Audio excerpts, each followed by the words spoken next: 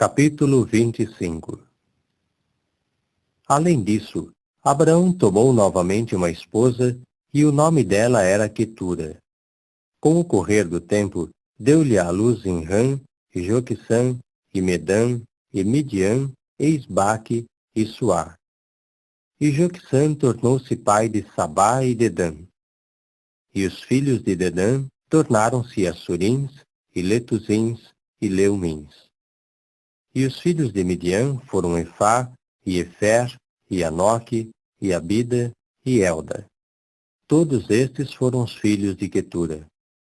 Posteriormente, Abraão deu a Isaque tudo o que possuía, mas aos filhos das concubinas que Abraão tinha, Abraão deu dádivas.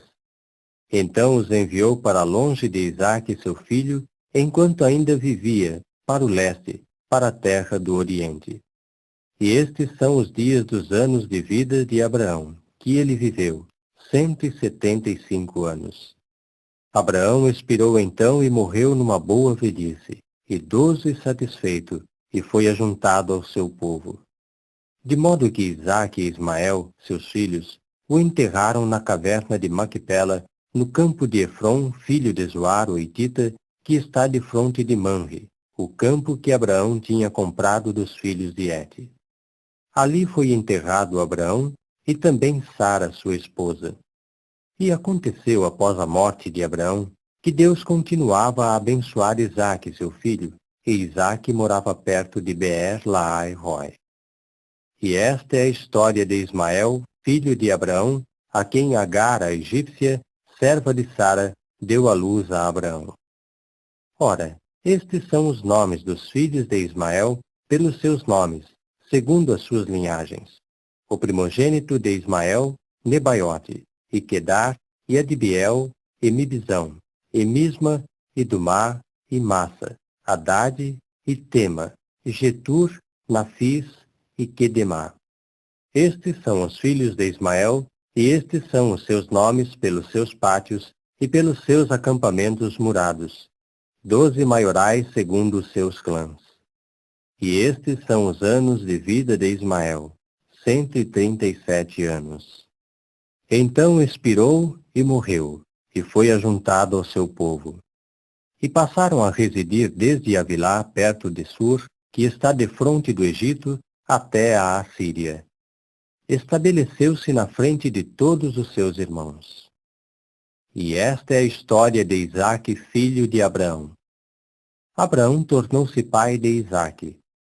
E Isaque era da idade de 40 anos quando tomou por sua esposa Rebeca, filha de Betuel, o sírio de Padã-Arã, irmã de Labão, o sírio.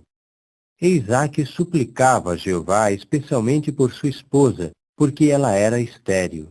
Assim Jeová deixou-se suplicar por ele, e Rebeca, esposa dele, ficou grávida.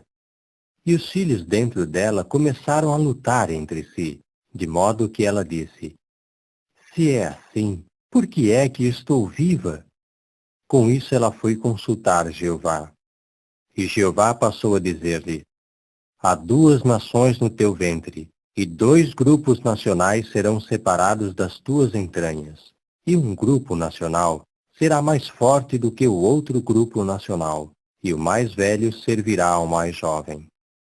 Completaram-se gradualmente os seus dias para dar à luz, e eis que havia gêmeos no seu ventre.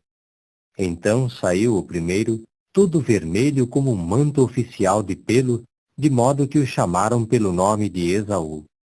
E depois saiu seu irmão, e a mão dele segurava o calcanhar de Esaú, de modo que o chamou pelo nome de Jacó. E Isaque era da idade de 60 anos quando ela os deu à luz. E os rapazes cresciam, e Esaú tornou-se homem entendido na caça, homem do campo, mas Jacó tornou-se homem incúlpe, morando em tendas. E Isaque amava Esaú, porque significava caça para a sua boca, ao passo que Rebeca amava Jacó. Certa vez Jacó tinha ao fogo um cozido, quando Esaú veio do campo cansado. De modo que Esaú disse a Jacó: Depressa, por favor, dá-me um bocado do vermelho aí, pois estou cansado. É por isso que foi chamado pelo nome de Edom. A isso Jacó disse: Vende-me primeiro teu direito de primogênito. E Esaú continuou: Eis que estou simplesmente morrendo, e de que proveito me é a primogenitura? E Jacó acrescentou: Jura-me primeiro. E ele passou a jurar-lhe e a vender a Jacó seu direito como primogênito. E Jacó deu a Esaú pão e cozido de lentilhas, e ele foi comer e beber. Depois se levantou e foi embora. Assim desprezou Esaú a primogenitura.